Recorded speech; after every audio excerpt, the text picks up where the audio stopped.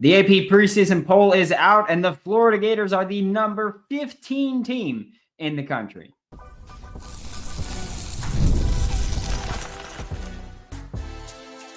You are Locked On Gators, your daily podcast on the Florida Gators. Part of the Locked On Podcast Network, your team every day. Hello, and welcome back to another episode of Locked On Gators, part of the Locked On Podcast Network, your team every day. Thanks for making Locked On Gators your first listen of the day. Every day we are available daily and free. We have us in podcast and on YouTube. Happy Tuesday. I'm Brandon Olsen. Find me on Twitter at WNS_Brandon. Find all my written work for New York Giants on SI. Today's episode of Locked On Gators is brought to you by Game Time. Download the Game Time app, create an account, and Locked On College for $20 off your first purchase. And the AP Top 25 has come out, and the Florida Gators are ranked 15th on the list. And I know that it seems very weird, right? I think that there are some Florida Gators fans that are like, yeah, that's about probably where they should have been. There are a bunch of people that aren't Florida Gators fans that are like, why the hell is Florida ranked anywhere close to 15th? Which we could talk about in a second. And then I think there are a lot of people who think Florida should have been ranked higher. Personally, I would have had them higher if I was doing a top 25 ranking. I'm not mad at 15. I think that 15 is about where I probably expected them to be.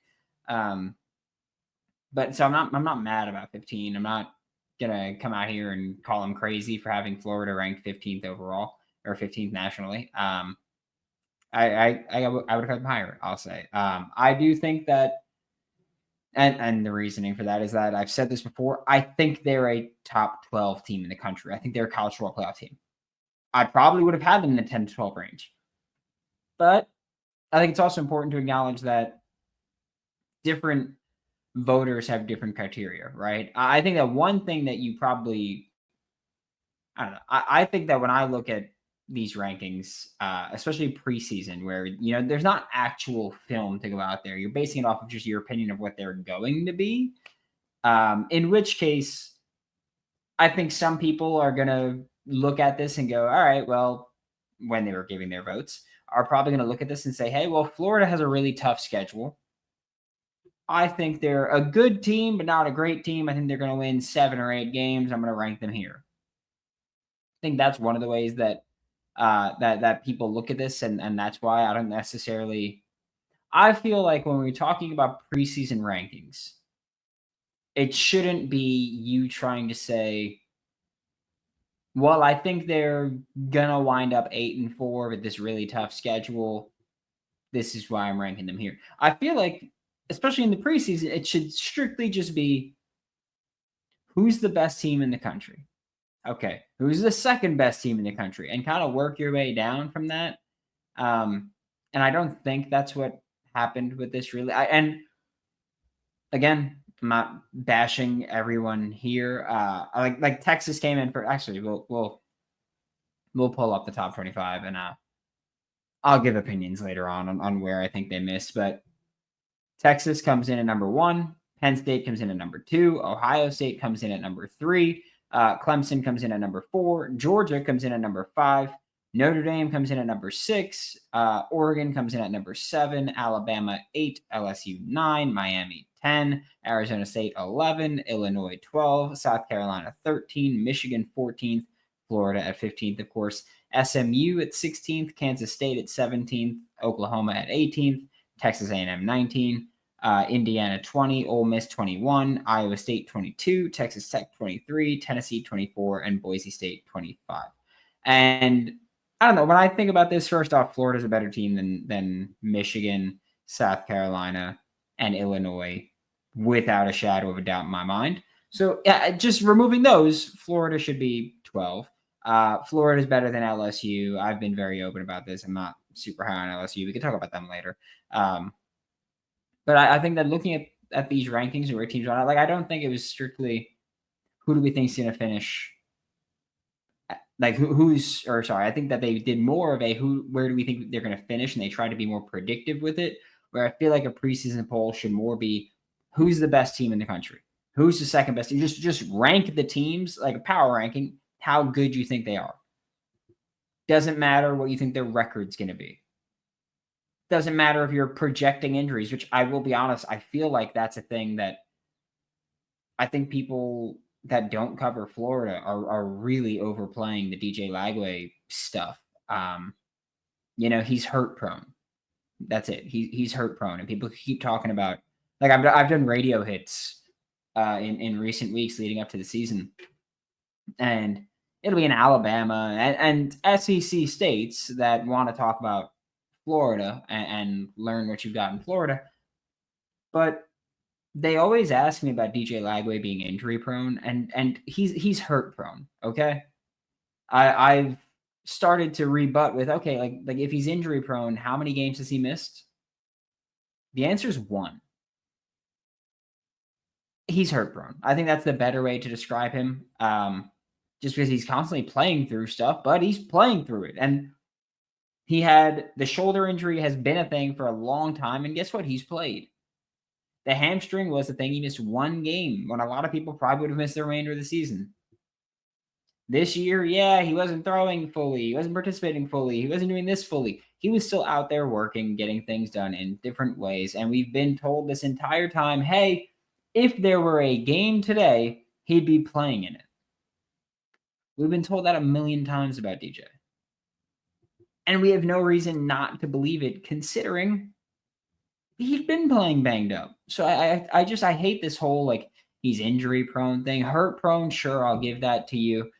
But I do think that when people talk about Florida, they talk too much about DJ Lagway.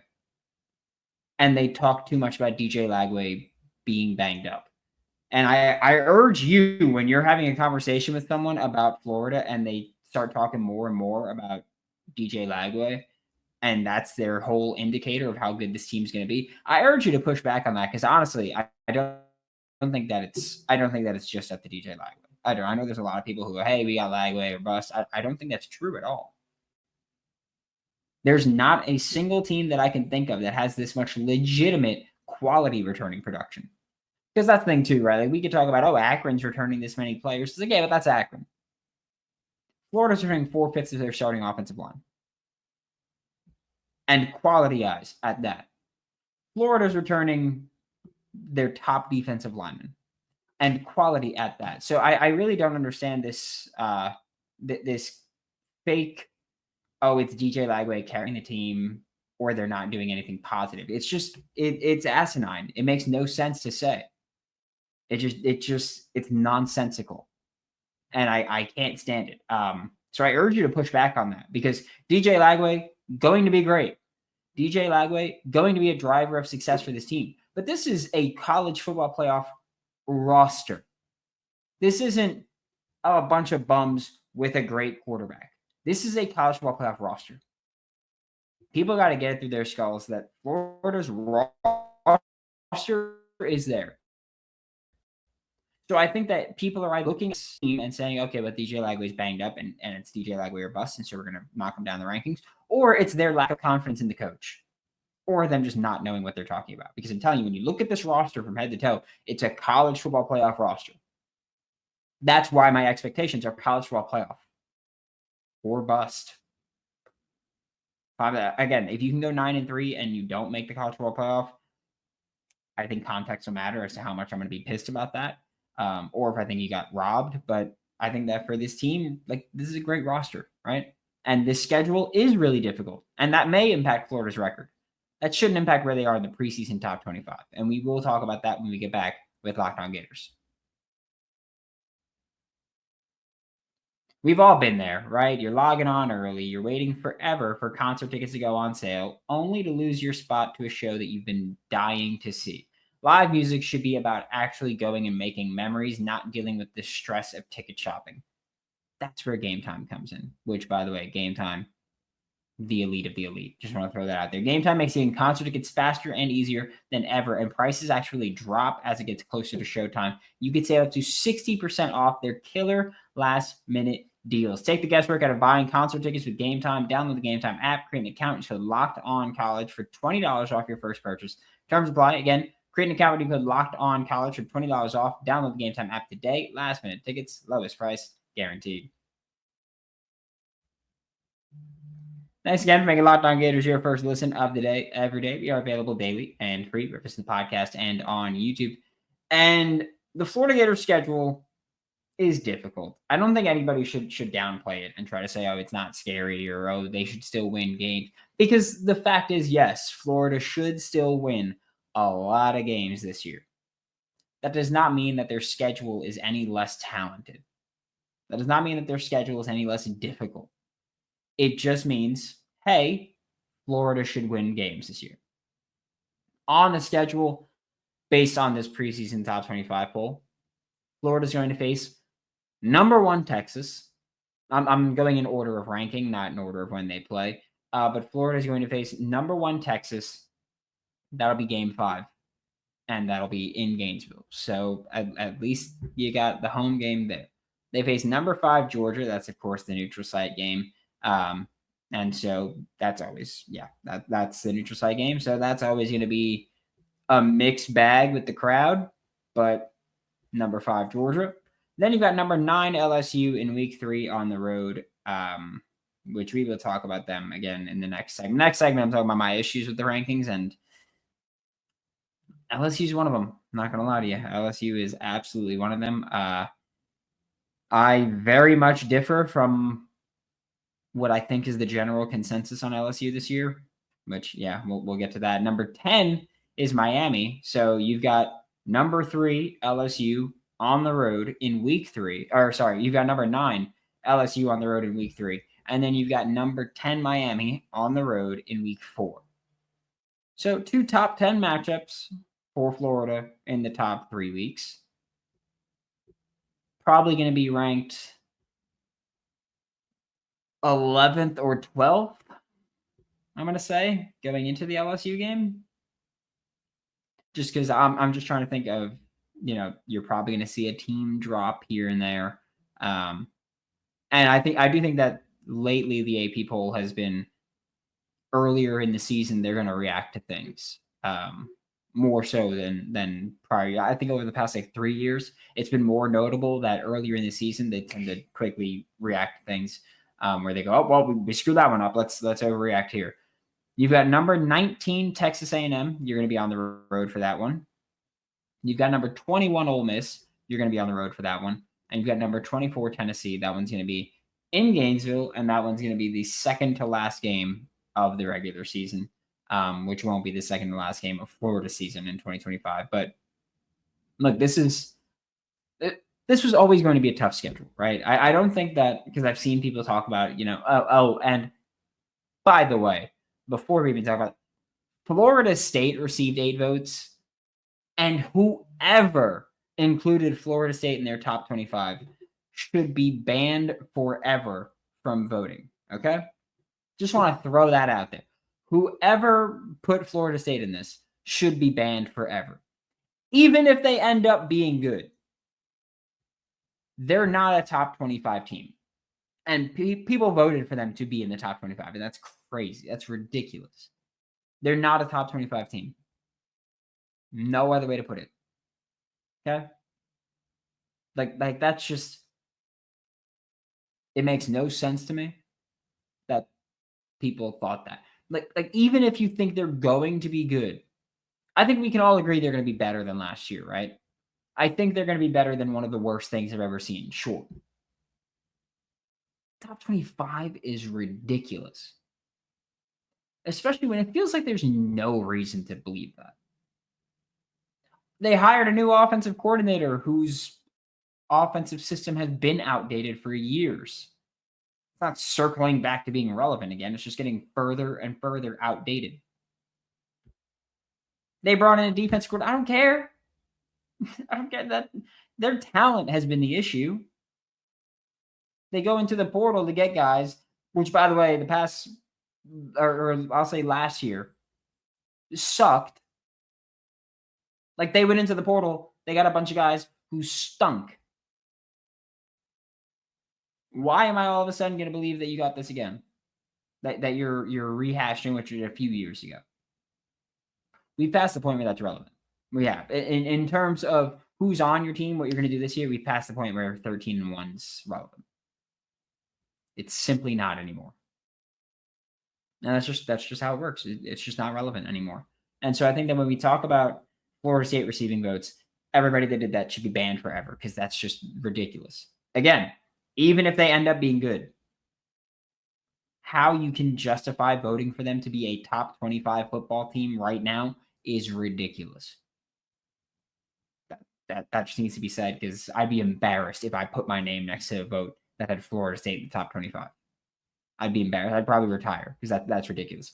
But this Florida schedule, sure, I get it, right? There's 7 ranked teams on it. 1 clown show that received votes on it as well.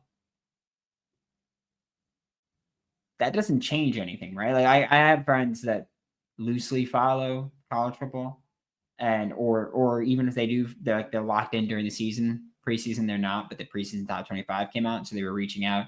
They're like, wow, Florida plays a lot of these ranked teams. It's like, yeah, that doesn't matter. I've been telling you 9-3, 10-2. I don't care what the rankings are. I don't care what the number is next to your name, especially before the season.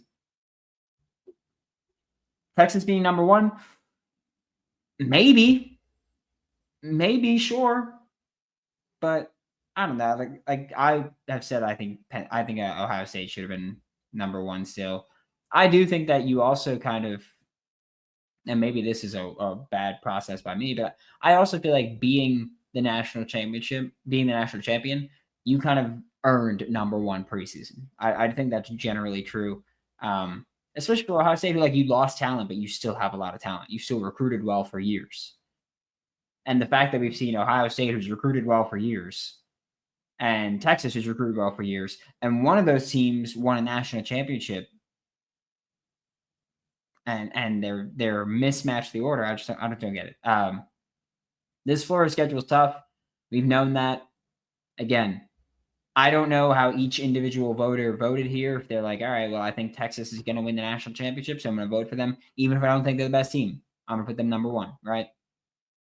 I think that, I don't know, who's someone here?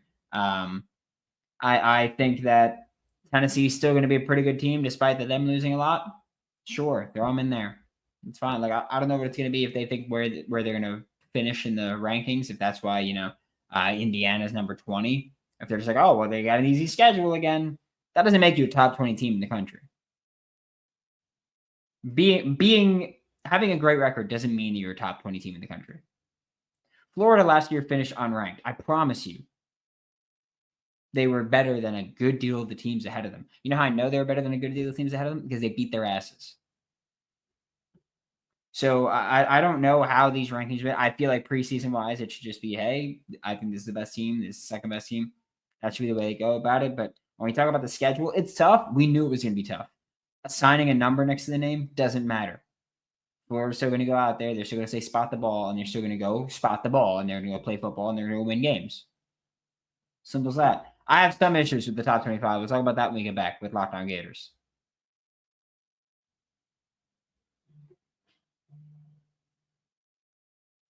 Thanks again for making Locked On Gators your first listen of the day every day. We are available daily and free for listening to the podcast and on YouTube. And to wrap up today's show, I'm kind of just going to make fun of the top 25 a little bit, if that's okay. I don't know why it wouldn't be okay, but just if that's okay, I'm going to make fun of the top 25 a little bit.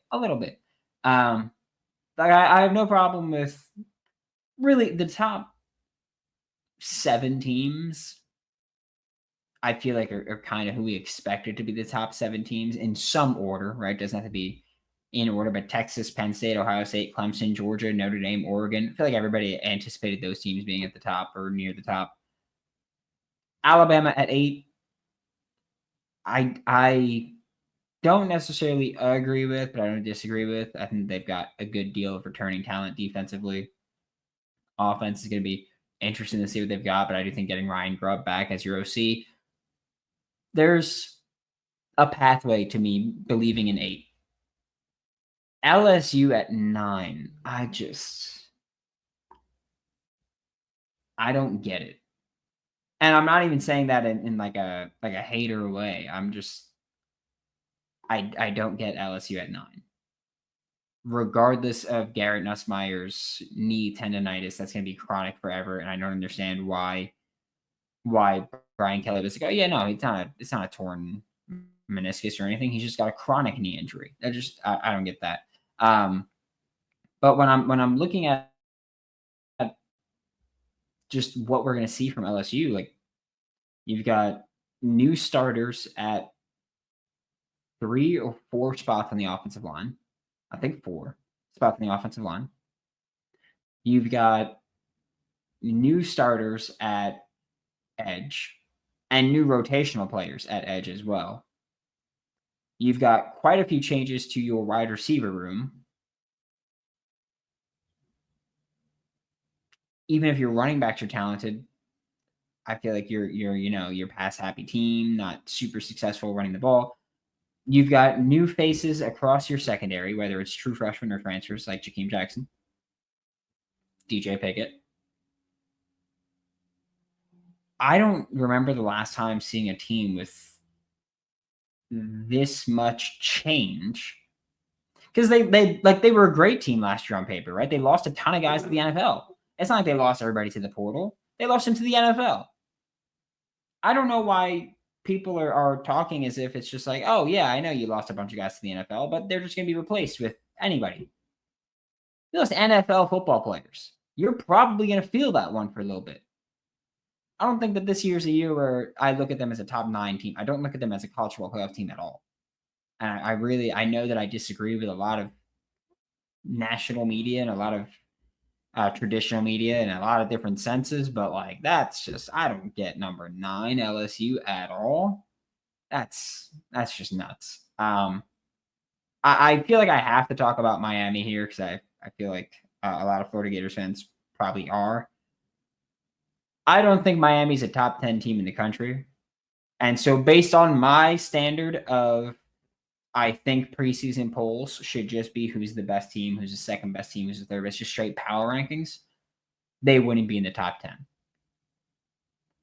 I think the thing that made them get the top 10 votes, or enough votes to be in the top 10, which, by the way, there was a huge drop-off from number 9 LSU to number 10 Miami. Like, it was like a lot of neck and neck for the first 7, 8 spots, even 9 spots, really, and then just falls off a cliff. Like, LSU received 1,174 points in the poll at number 9. Number 10 is Miami at 889. For better context, number 8 Alabama is at 1179, a 5-point difference, and then there's a 300-point drop almost. Fell off a cliff toward the end there, or toward that 9 to 10 spot. Fell off a cliff. And so I just think that that's interesting. I feel like that was kind of like a lot of people filling this out. We're like, all right, we know who we're going to put at the top, and then at the bottom, it's kind of just pick your poison. But I do think that if you're talking about just power rankings, I don't think Miami should be in the top 10. What I think happened is that I think people thought about who are the contenders in the SEC, in the Big 10, in the Big 12, and the ACC. And when they got to the ACC, they went, well, Clemson, Miami, SMU. I felt like Syracuse should be in there. Maybe not in the top 25, but that they should be in that conversation for ACC. Georgia Tech, another team, pretty high on them. And I think they went, all right, well, Miami's a contender. We're going to give Miami votes that look like a contender. Sure. Because Miami's also got a decent shot of winning a lot of their games this year. Right? I think they're a good team. I just don't think they're a top 10 team. So I think that's where it's like, I get why people disagree. I get why people don't want them there. I see why they're there. And I think because they're ACC contenders, they should have probably expected to be there. Number 24 is Tennessee. And Tennessee should not be ranked at all. There's no world. I don't care that they were a college football playoff team last year. What you did last year, honestly, I don't think matters that much if you've got a good deal of turnover. And Tennessee has a good deal of turnover. They lost plenty of guys to the portal, including their starting quarterback. Plenty of receivers lost to the portal. They lost defensive linemen to the NFL draft. Like they lost a good bit of talent from last year to this year. They were a talented team last year. They lost a good bit of that talent. And so I think that for me, it's hard to just, go, yeah, Tennessee's a top 25 team when I have no idea what the hell they're going to look like. I don't think anybody really does. No matter what any Tennessee fan may tell you, I don't think anybody really knows what Tennessee's going to look like. They've got so much change going on that to have them top 25 is crazy. I think Texas Tech should have been higher. I think Kansas State should have been a little bit higher. I view Kansas State as a Big 12 contender. So I think Kansas State, Texas Tech. Honestly, I probably would have had Arizona State a little bit lower, but I get Kenny Dillingham's going to get the love. The Big 12 has a ton of teams that are right near the top 25, right? Like Kansas State at 17. Iowa State's at 22. Texas Tech's at 23. BYU is the 26th team. Utah's 27th. Baylor's 28th. Yeah, a bunch of guys a bunch of teams in that little range. I will say this. I would have had Tennessee out of that top 25. I wouldn't have put Indiana in the top 25. I would have had Baylor and Georgia Tech probably would have been my two teams to replace them. I think those two should be in there, and that they've got decent expectations. But yeah, I think the top 25 overall, it is what it is, right? And really, the number doesn't matter right now. The number at the end of the year matters. But I think they were a little bit too low on Florida. I think a lot of people in Locked On disagree with that. And guess what? Anyone, you can see me any given day. I'm cool with it. We can fight about it. That's fine by me. But thanks for making Locked On Gators your first listen of the day every day. We are available daily and free, whether it's in the podcast and on YouTube. We'll be back tomorrow to talk more Florida Gators football. For Locked On Gators, I'm Brandon Olsen. Don't forget to follow me on Twitter at WNS_Brandon. Find out my written work for New York Giants on SI, and I'll see you all next time.